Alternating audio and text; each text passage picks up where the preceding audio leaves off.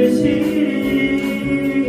우리의 힘을 주님 기뻐하며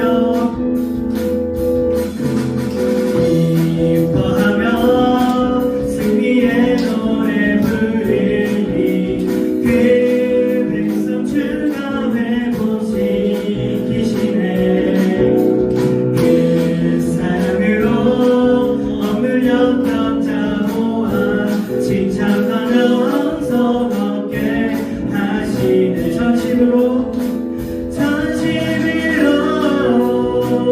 기뻐하리 전능의 왕 함께 하시네 기뻐 외치며 주께 두 손 들리 춤을 추며 함께 찬양해 모든 원수를 멸하신 주님 전능의 왕 함께 하시오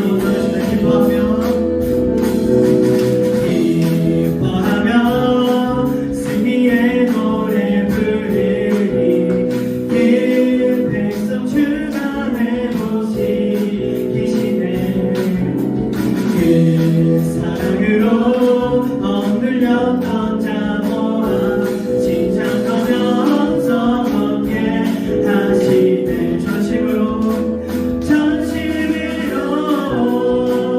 기뻐하리 전능의 왕 함께 하시네 기뻐 외치며 주께 두 손 들리 주며 함께 찬양해 모든 원수를 멸하신 주님 전능의 왕 함께 전심으로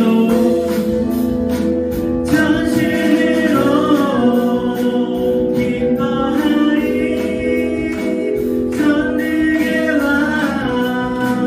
함께 하시네 기뻐 외치며 주께 두 손 들리 춤을 추며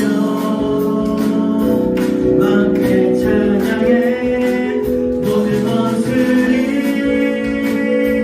멸하신 주님 전능의 왕 함께 하시네 함께 빨리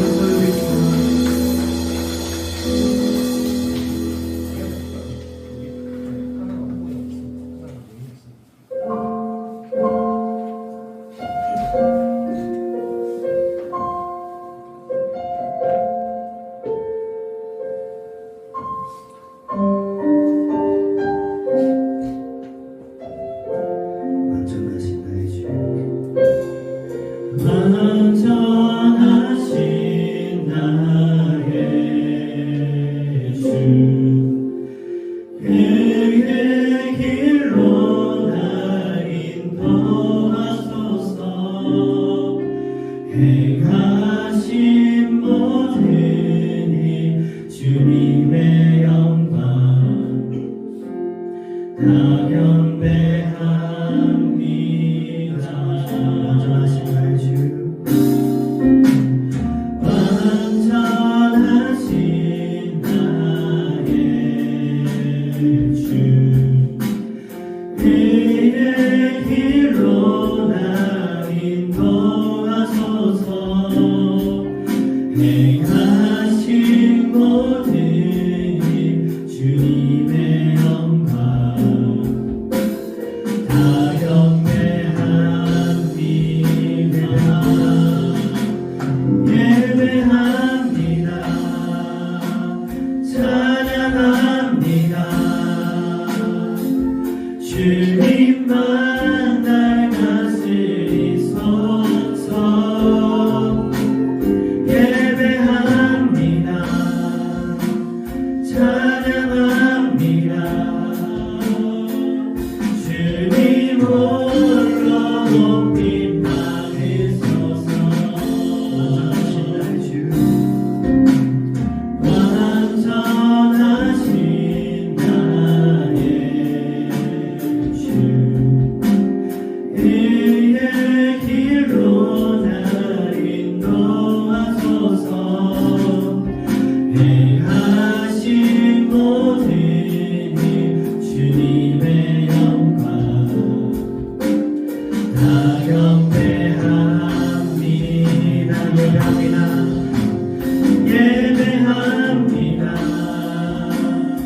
찬양합니다. 주님만 날 다스리소서. 예배합니다. 찬양합니다. 주님 홀로 높임 받으소서. 다시 한번 완전하신 나의 주, 완전하신 나의 주, 의의 길로 날 인도하소서. 행하신 모든 일 주님의 영광 다 경배합니다. 예배합니다. 찬양합니다. 주님만 날 다스리소서. 예배합니다. 찬양합니다. 주님 홀로 높임 받으소. 예배합니다. 찬양합니다.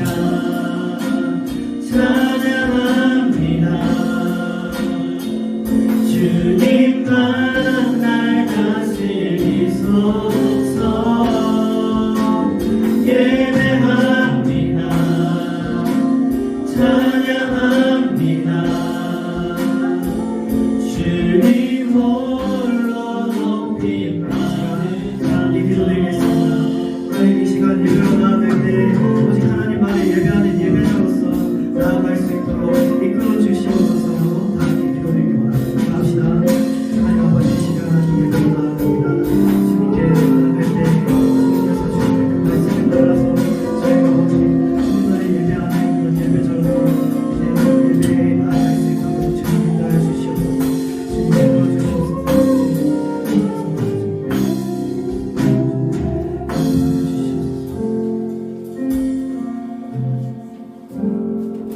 기도드리겠습니다.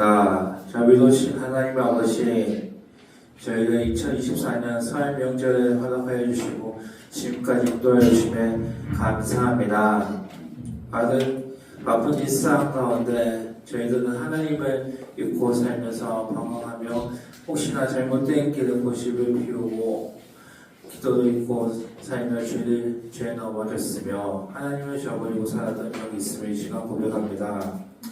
삶 가운데에서는 겉으로는 하나님의 사람이었지만 공부와 취업, 직장 여러 모양으로 바쁜 삶 가운데 기도 있고 잘못된 선입견으로 이웃을 사랑하지 못하고 하나님과의 관계를 바로하지 못하고 살며 수고하고 무거운 짐진 가운데 상한 갈대 같이 넘어져 하나님을 바라보지 못했던 저희들의 모습들을 고백합니다. 거룩하신 아버지 하나님, 저희들이 오늘 말씀을 듣고 배울 때 하나님의 청년들이 하나님 목사님께서 전해주신 말씀을 듣고 우리를 붙잡아 주시고 사랑해 주님의 말씀과 염려와 걱정하는 주님 앞에 내어놓고 주님을 만나는 귀한 시간이 되길 소망합니다. 모든 기도와 우리 생명 되신 예수님으로 기도하며 우리의 마음 고백하여 주기도문 함께 고백합니다. 아버지를 복하게 하시며 아버지를 복게 하시며 아버지 뜻을 이루어가시니 땅의 주로 이루어지게 하소서. 우리를 여기에 양식 주시고 우리가 우리를 잘못한 사람을 용서해 주고 같이 우리를 용서해 주시고 우리 시험에 빠지지 않게 하시고 나를 구하소서. 나라와 권능과 영광이 영원히 아버지의 것입니다. 아멘.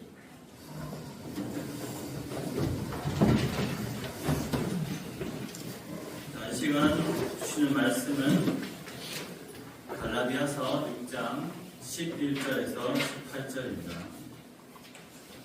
서자는 어디게요? 성경 어디에 있겠죠? 서자는 서신서라서 신약에 있겠죠. 갈라디아서 6장 11절부터 18절 한 절씩 읽고 마지막 절은 함께 읽겠습니다. 내 손으로 너에게 이렇게 큰 글자로 쓴 것을 보라. 너를 육체의 마음을 대한 자들이 실제로 너에게 할례를 받게 하면 그들이 그리스도의 십자가로 말미암아 박해를 만나러 그리니라.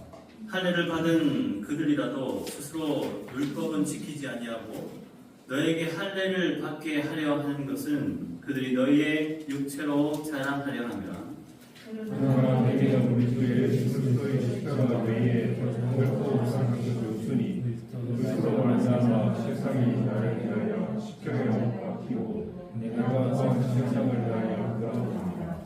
할례나 무할례가 아무것도 아니로되 오직 새로 지으심을 받는 것만이 중요하니라. 오직 이 일을 행한 자에게와 하나님의 이스라엘에게 평화와 능력이 있을지어다. 이후로는 누구든지 나를 괴롭게 하지 말라. 내가 내 몸에 예수의 흔적을 지니고 있노라. 형제들아, 우리 주 예수 그리스도의 은혜가 너희 심령에 있을지어다. 아멘.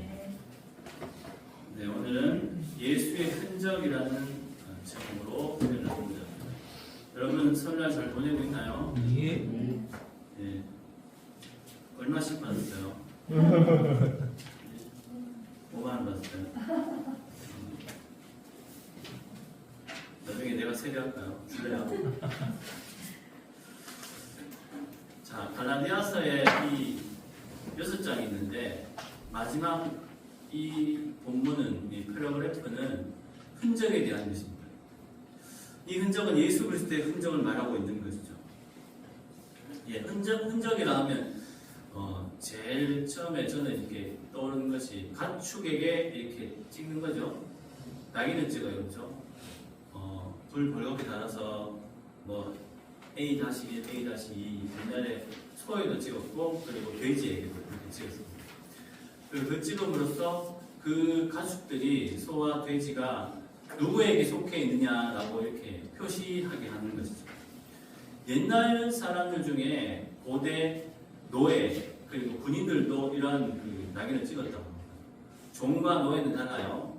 종은 어느 정도 급이 있고 노예는 그냥 물건 취급하는 건데 노예들은 그렇게 이렇게 낙인을 찍혔다고 합니다. 여러분들도 흔적 있죠? 저도 있죠? 저도 있어요. 흔적 있는 사람 꽤 있습니다. 그죠? 여기 박지은 자매도 흔적이 있어요. 네. 왜냐하면 저는 그게 제가 비유한 건데 왼쪽 무릎을 수술했거든요.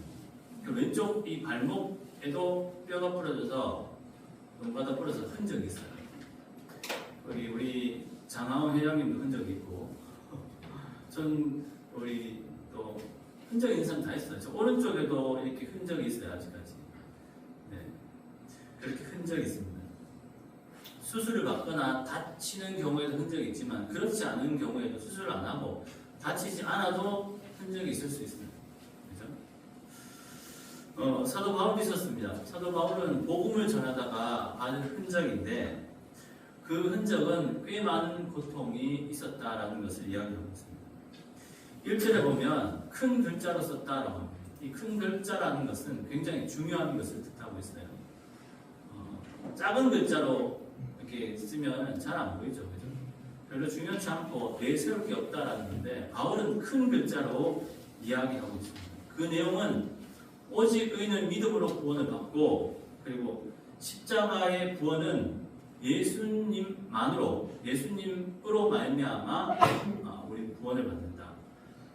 천국에 갈 수 있다라는 그런 이야기예요. 근데 갈라디아 이 서잖아요. 갈라디아서와 바울이 연계되어 있는 것은 갈라디아 교회를 뜻하는 거예요. 그 갈라디아 지역이 있어요. 근데 여기에 바울이 이렇게 이야기하는 이유는 그 갈라디아 교회, 갈라디아 지역에 힘든 일이 있게 됩니다. 그게 뭐냐면 유대에서 성경을 가르치는 사람들 있죠. 랍비나 율법 학자들이 있는데 이 사람들이 구원은 예수님만 믿어서는 안 된다. 다른 것이 꼭 가미되어야 된다. 꼭 있어야 된다.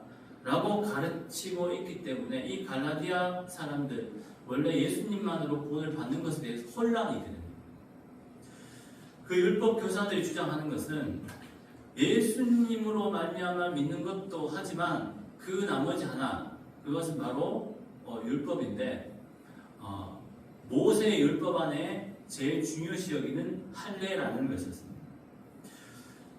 이스라엘 백성들은 택한 백성인데 천국에 가기 위해서는 이 할례를 꼭 받아야 한다라는 것이죠. 근데 이거는 바울이 전한 복음과는 완전히 다른 것이었습니다. 그래서 원래 갈라디아 교회 사람들은 예수님만 믿으면 되지, 이 바울 선생님처럼. 근데 이 율법 교사, 그러니까 이 사람들 중에 유대인도 있지만 유대인 그리스도, 예수님을 믿는 그리스도인도 있다라는 것이죠.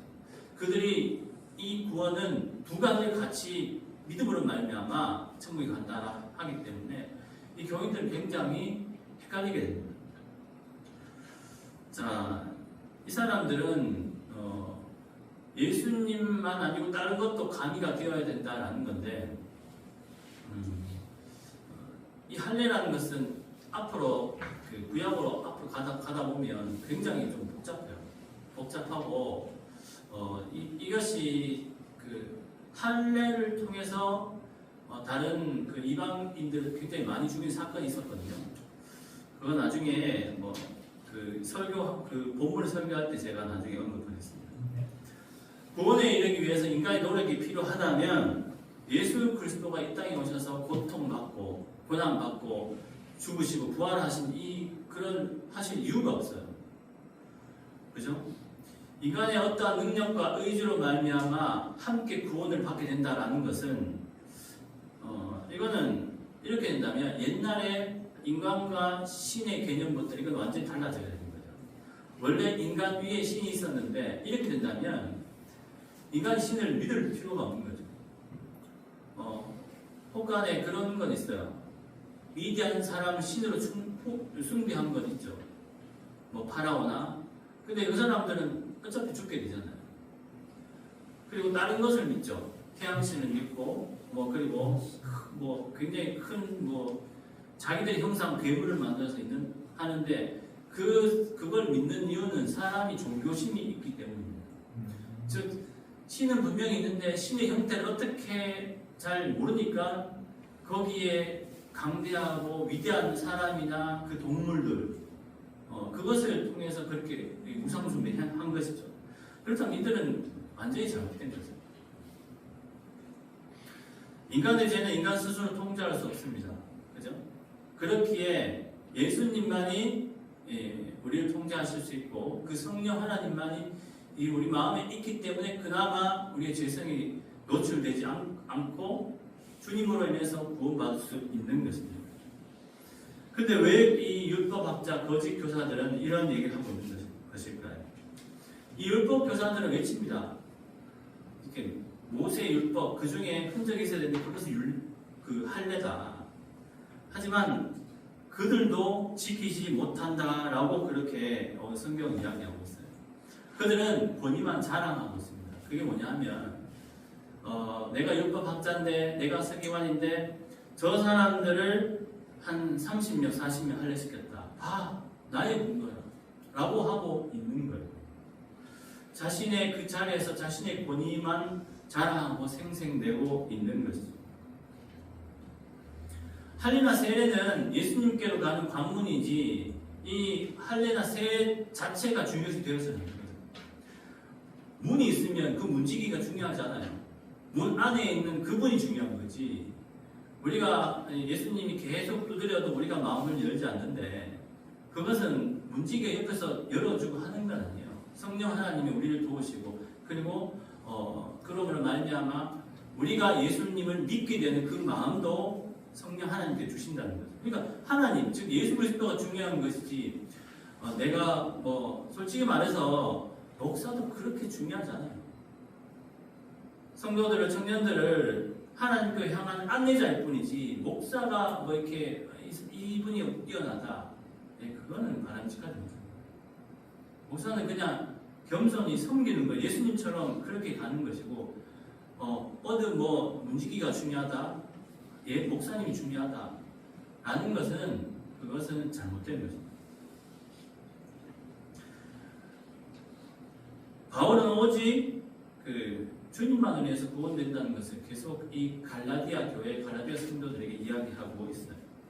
따라서 바울은 14절에 그러나 내게는 우리 주 예수 그리스도의 십자가 외에 결코 자랑할 것이 없나니 그리스도로 말미암아 세상이 나에 대하여 십자가에 못 박히고 내가 또한 세상에 대하여 그러하니라.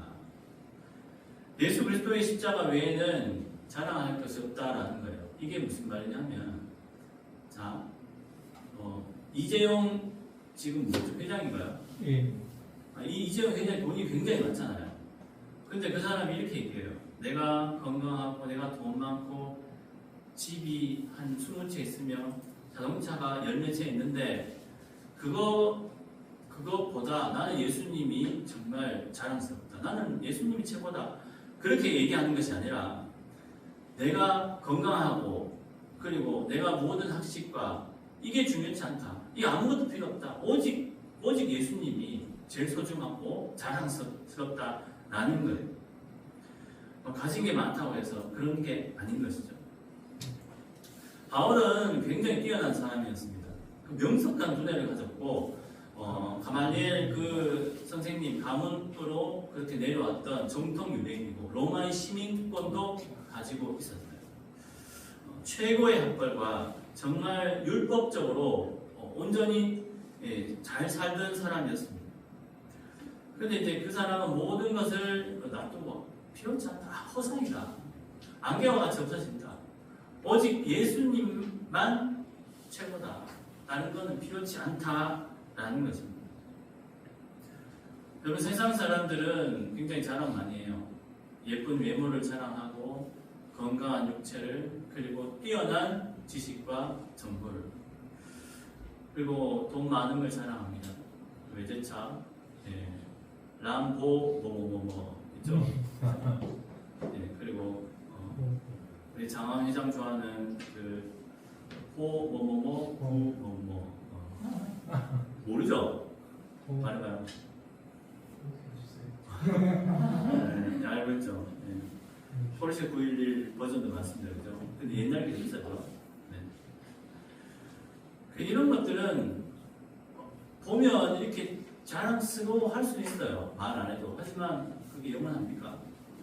영원하지 않아요. 언젠가는 사라지지 않나요? 하지만 영원한 게 있죠. 바로 복음 전함과 자기가 복음을 전함으로 인해서 자기가 은혜를 받게 돼요. 바울의 제일 큰 관심사는 복음이었습니다. 이 복음으로서 그 사람들이 구원에 이룰 수 있는 그 행복감이 이루 말할 수 없었어요. 사실 복음 전파는 신앙인의 최대 특권입니다. 예수님을 모르는 사람이 복음 전파할 수 있을까요? 자, 믿음이 깊어야만 복음 전파한다. 전도한다. 그럴까요? 하리더. 믿음이 깊어야만 복음을 전도할 수 있다. OX. 하나, 둘, 셋. 세모. 네. 성령이 정말 이렇게 막 가슴에 뜨거워지지 않아도 복음을 전할 수 있어요. 왜냐하면 그러면 예를 들어서 우리가 이단 빼고 기독교인들이 5,600만이라고 합시다. 가면 5,600만이 정말 성령 다 충만하지 않거든요. 한 100만? 50만 충만하다고 해도 50만이 복음을 전하는 것과 500만이 복음을 전하는 것과 달라요. 복음은 내가 전하는 것 같지만 성령에 의지하여 가서 씨를 뿌리는 겁니다. 그리고 키워주시는 분은 하나님이라고 이렇게 성경은 이야기합니다.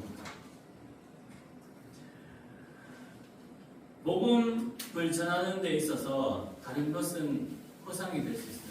어느 자격이 갖추어질 때 복음을 전한다는 것은 그거는 정말 어불성설입니다. 복음을 전하면서 그 사람의 신앙이 넓어져 깊어져요. 저도 멋모르고 복음 전하다가 이렇게 됐어요. 많이 그렇게 깊어진 건 아니지만 예전보다는 청년보다는 굉장히 좀 겸손함으로 고개를 숙일 수 있는 그런 입장이 되는 것 같습니다. 세상 사람들은 참 많은 것을 자랑해요. 그죠? 자랑하지만 복음을 전해서 그 사람이 예수님과 더불어 행복한 삶을 살아가는 그 모습을 볼 때 그 무엇과도 비교할 수 없는 거예요. 제 친구 중에도 꼴통 굉장히 많아요. 제 후배들도 꼴통 굉장히 많아요. 아주 옛날 일이지만 옛날에는 소주를 대병으로 이렇게 마셨어요. 그죠? 옛날 사람. 근데 이거를 이렇게 들고 마셨어요. 그러니까 아무 필요 없더라고요. 근데 그 친구한테 복음을 전하고 전하는데 이제 그 세상 것이 줄어들고 교회를 바라보기 시작할 때 뭔가 이렇게 뾰족하게 말할 수 없지만 너무나도 행복감이 있어요. 그러니까 주님이 얼마나 행복하실까요? 그것이 바로 복음 전함입니다. 이거는 예수님 믿는 사람만 할 수 있어요. 예수님 잘 믿으면 잘 할 수 있겠죠. 그래서 자기의 방법이 있지만 먼저 성령님께 의지하고 간다면 이거는 진짜 아무도 세상 사람들은 전혀 할 수 없는 그런 특권입니다. 복음을 전하는 사람에게는 질병의 치료도 있고 하나님께서 문제도 해결해 주세요. 당장 부딪힌 문제가 나에게 딱 이렇게 눈앞에 올 때는 굉장히 힘들어하지만 기도하면서 복음 전하고 그 문제를 위해서 기도하면 하나님이 이렇게 차츰차츰 해결해 주세요. 그리고 견디고 나중에 보니까 돌아서면 하나님께서 문제를 해결해 주셨어요. 잘 못 읽겠죠. 나중에 해봐요. 제가 그 살아온 그 삶을 제가 말씀드리는 겁니다. 그래서 우리는 복음을 전할 때마다 더욱더 새로워져요.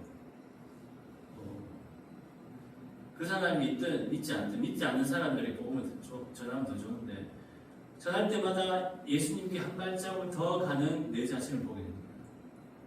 왜냐하면 예수님께 다가가는 내 자신은 그 전에 내 자신과 다르거든요. 그래서 고린도후서 5장 17절에는 누군지 그리스도 안에 있으면 새로운 피조물이라 이전 것은 지나갔으니 보라 새 것이 되었다. 예수님 앞에서는 늘 새롭게 태어나야 된다는 거죠. 그 태어난 나를 버리고 계속적으로 하나님께로 한 발짝 가는 새로운 내가 되는 그 방법이 바로 복음 전함이라는 것입니다. 우리의 본성은 주님 바깥으로 자꾸 나가려요. 그걸 위해서 싸워야 됩니다. 그 싸움의 첫 번째 방법은 기도와 말씀도 있는데 그것이 안 되면 복음을 전해야 하는 것이죠. 예전에는 복음 전할 때 사람들이 그냥 받았어요. 요즘은 좀 욕하는 사람도 있더라고요. 그죠? 그게 두렵죠, 그죠? 하지만 그 두려움을 극복하고 성령 하나님 믿고 전한다면 우리는 달라지게 되어 있어요. 그 싸움을 해야지 우리는 승리할 수 있는 겁니다. 그 흔적의 그 복음 전함 흔적의 방법이 바로 복음 전함이라는 것입니다. 자, 그런데 세상 사람들도 아까 우리와 똑같이 세상 사람들도 흔적이 있을 거예요, 그죠? 상처가 있고. 저는 예전에 이 영상을 봤는데 저는 개인적으로 굉장히 좀 마음이 좀 찡했어요. 왜냐하면 또 축구 얘기하는 좀 미안한데. 근데 제가 생각나는 게 이분밖에 없어서 그 영상을 한번 준비했습니다. 보고 함께 이야기를 나눠보자.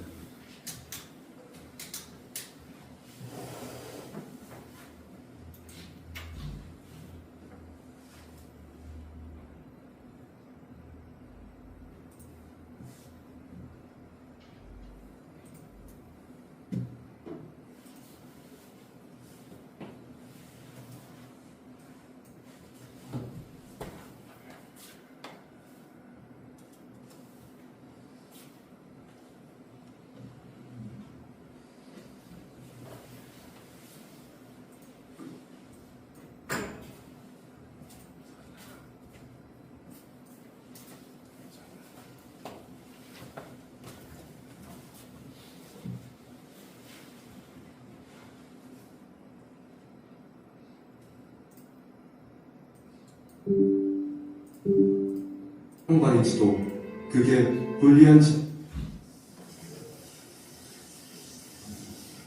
내가 평발인지도 그게 불리한지도 몰랐다. 간간히 발이 아파왔지만 당연히 여기고 열심히 연습할 뿐. 나는 그렇게 보잘것없는 나의 조건을 정신력 하나로 버텼다. 천재라는 말보다 정신력이 훌륭하다는 히딩크의 한마디가 더 행복했다. 무릎이 아파 쓰러질지언정 상대해 무릎 꿇지 않겠다. 박지성은 고등학교 졸업 후 아무도 받아주는 구단이 없어 프로 구단에 입단할 수 없었습니다. 수원 출신의 작고 왜소한 평발의 축구선수일 뿐이었죠. 그러나 항상 지구력과 스태미나는 1등이었고 화려하지 않지만 볼에 대한 집념이 대단했죠. 다행히 이학종 감독의 도움으로 명지대학교에 겨우 입학하게 됩니다. 기적이었을까요? 파벌과 인맥에 허덕이던 축구계의 엘리트의 길을 걷지 않은 박지성이 히딩크의 눈에 들어옵니다. 작고 왜소했지만 쉼없이 그라운드를 누볐고 모기처럼 상대 선수를 괴롭혔습니다. 2002년 두 번째 기적이 일어나며 대한민국을 4강으로 이끈 주역이 됩니다. 2005년 7월 8일 세 번째 기적으로 히딩크의 PSV를 거쳐 퍼거슨의 맨유에 입단하게 됩니다. 그곳에서 4회의 리그 우승과 2회의 챔피언스 리그 우승을 하게 되지요. 호날두, 루니와 함께 뛰며 가장 저평가된 선수로 여겨졌죠. 누구보다 충성심 있고 신뢰를 받는 선수였습니다. 퍼거슨은 QPR로 박지성을 보내고 이렇게 편지를 남깁니다. 프로 정신, 충성심 그리고 결단력 같은 차원에서 너만큼 신뢰를 받았던 선수는 없었던 것 같다.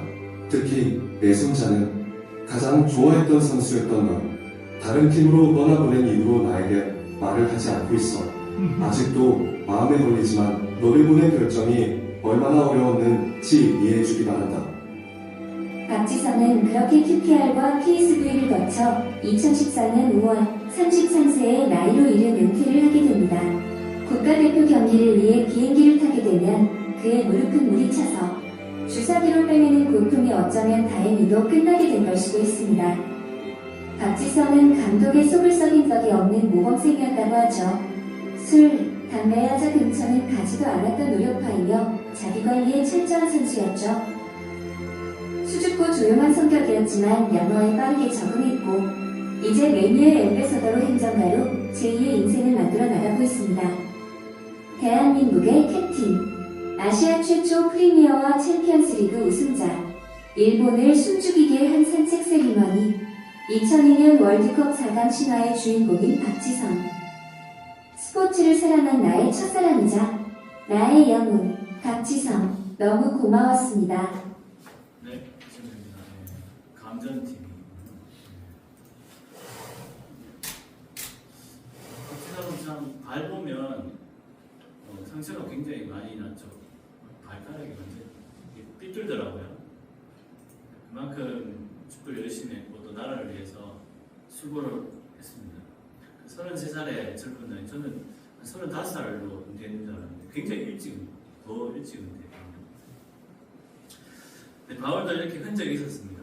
아마 손목을 보면 빌립보 감옥에서 수갑을 차고 있었어요. 그래서 이 흔적이 있었어요. 상처가 있었을 것입니다. 그 루스라에서 돌을 맞았대요. 그 어깨에 아마 돌자국이 있었을 것이고, 또한 이 허벅지와 엉덩이에 그 40대를 몇 번이나 맞았기 때문에 굉장히 멍이 많이 들었을 겁니다. 채찍을 맞은 적도 있죠. 결국은 나중에 죽게 되죠. 바울은 자신의 몸에 난 그 흔적과 상처들을 보면서 그때 당시 고통스러웠다라고 생각하겠지만 복음을 위해서 한 이게 예수님의 흔적이라고 그렇게 생각했을 겁니다. 주님의 복음을 전파하는데 얻게 된 이 수많은 박해의 흔적들은 영광의 상처를 의미하는 것이죠. 그래서 이 바울은 늘 이제 그 서신서를 쓸 때 나는 예수 그리스도의 종 바울이라고 그렇게 얘기했어요. 그게 너무나 자랑스러운 것이죠. 이 땅에서 육체에 새겨진 이 각종 흔적들, 뭐 수술의 흔적 또한 마음의 상처가 있겠죠. 인간관계 속에서 받은 그런 마음의 상한 흔적들 여러 가지가 있을 겁니다. 세상의 모든 환경들은 우리에게 상처나 흔적을 안겨줍니다. 그 흔적들은 때로 훈장이 되기도 하지만 슬픔이 되기도 합니다. 그러므로 흔적을 만들거나 다루는 이 방식이 온전하지 못한다면 평안과 그리고 자유로운 인생을 살아가기 어려울 겁니다. 이 특별히 유대인들은 몸의 하나님의 백성이라는 그 의식으로 할례의 흔적을 가지며 최고의 자랑으로 여겼습니다. 이 말은 할례를 받지 못한 사람들은 부정한 자요, 하나님의 그 천국에 들어가지 못한다라고 이렇게 그들은 주장했기 때문입니다. 아예 할례 받지 않는 사람들을 상정도 하지 않았습니다. 거짓 교사들이 할례를 받지 않으면 구원을 받지 못한다고 계속 그렇게 주장했기 때문입니다. 이는 120% 잘못된 것입니다. 우리가 죄에서 구원받고 천국에 가는 그 방법은 예수님을 믿는 믿음 때문입니다. 예수님께서 십자가에 우리의 죄를 지시고 그리고 돌아가셨고 부활하신 그것을 믿는 것입니다. 그래서 이렇게 얘기합니다. 내가 그리스도와 함께 십자가에 못 박혔나니 그런즉 이제는 내가 사는 것이 아니요 오직 내 안에 그리스도께서 사시는 것이라. 이는 내가 육체 가운데 사는 것은 나를 사랑하사 나를 위하여 자기 자신을 버리신 하나님의 아들을 믿는 믿음 안에서 사는 것이라. 아멘. 예수님은 우리를 위해 자신을 저버리셨습니다. 우리도 주님을 위해서 어느 정도 자신을 버려야 하지 않겠습니다. 어느 일부분은. 이제 오늘 금요일날 수련을 떠납니다. 이 수련 때 모두 참석하셔서 주님의 흔적, 신앙의 흔적을 나름대로 새기심으로 이 땅에서 예수의 흔적을 가지고 복음의 사람이 되어지는 은혜로운 바울 청년부 되시길 간절히 소망합니다. 함께 찬양하겠습니다. 바울은 그 많은 어려움과 고통을 당했지만 예수님 때문에 그 길을 걸어왔습니다. 그 예수님은 참으로 위대한 분이셨습니다.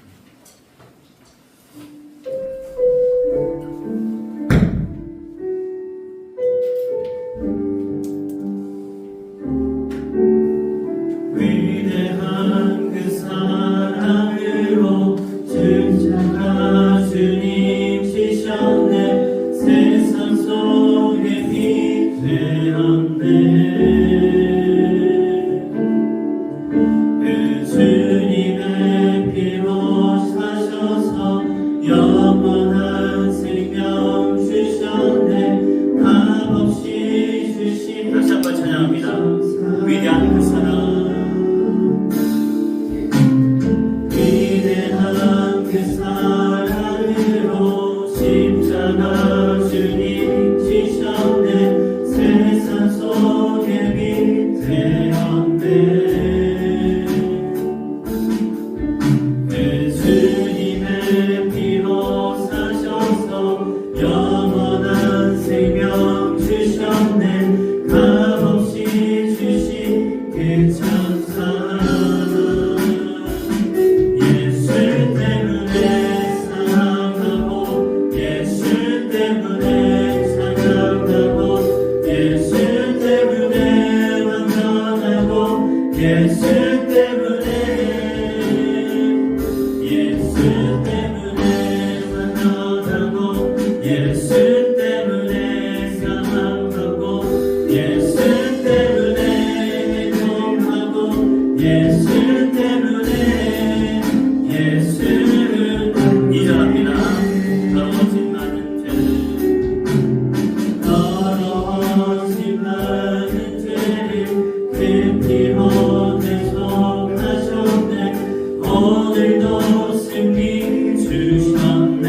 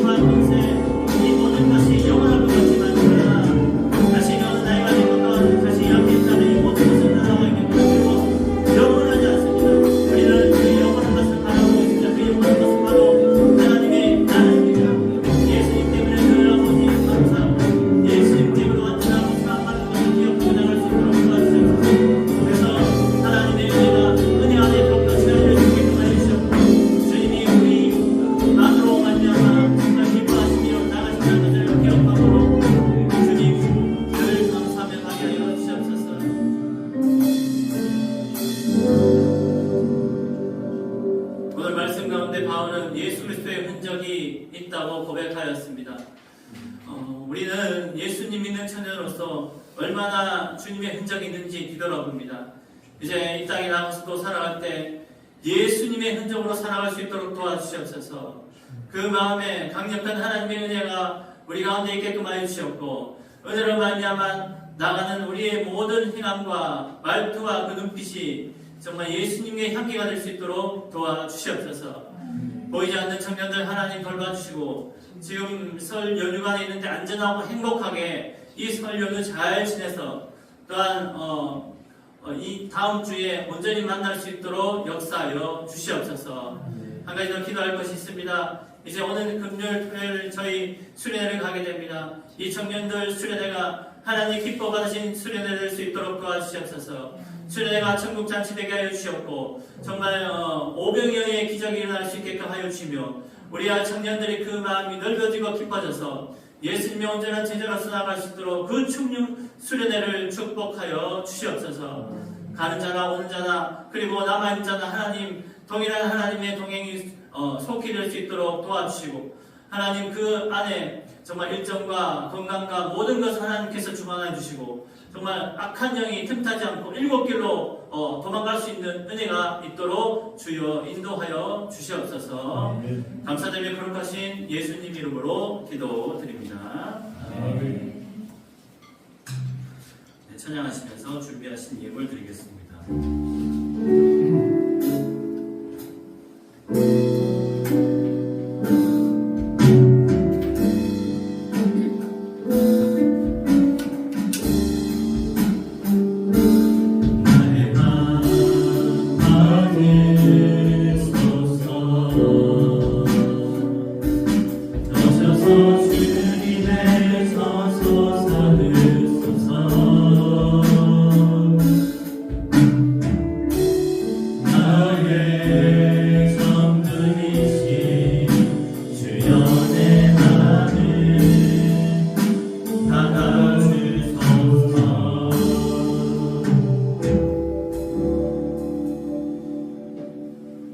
이 세상은 참으로 강팍하고 힘든 가운데 있지만 저희 청년들 일주일을 지켜주심에 감사합니다. 우리 그 청년들 그냥 오지 않고 마음을 담아서 하나님께 예물 올려드리오니 기쁘게 받아 주시옵소서. 이 예물이 하나님이 원하시는 곳에 쓰여지게 하여 주시옵고, 선교가 되어지는 곳에, 또한 어렵고 힘든 자들이 하나님을 바라보고 생명이 살려지는 곳에 쓰여질 수 있도록 아버지 하나님 인도하여 주시옵소서. 감사드리며 거룩하신 예수님 이름으로 기도드립니다. 아멘. 네, 다 함께 일어나셔서 별탄 찬양 하시겠습니다.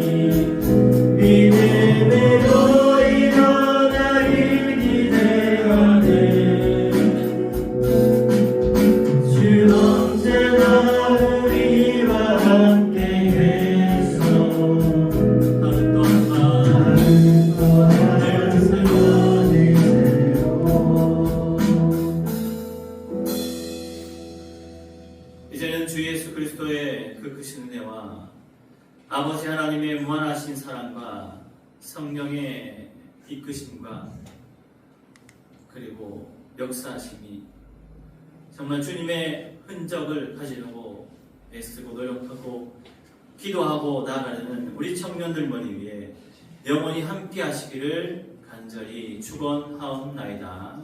아멘.